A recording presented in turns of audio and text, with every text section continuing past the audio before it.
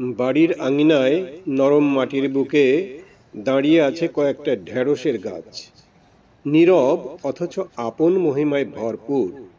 সবুজ পাতায় যখন রৌদ্র বেঁকে পড়ে, মনে হয় যেন সোনালি আভায় ভরে যায়। কোমল ডগায় হলুদ ফুলের সমাহার, যেন গোপন এক আনন্দের সুর। কচি কচি ঢেঁড়সগুলো যেন সদ্য স্নাত ষোড়শী, ভীরু ভীরু চোখ, অথচ হাজারো কৌতুকের খুনসুটি।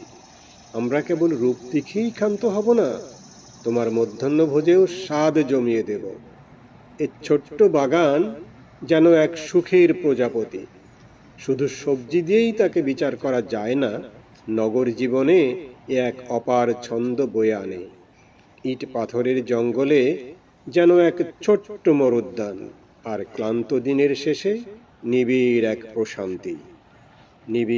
প্রশান্তি।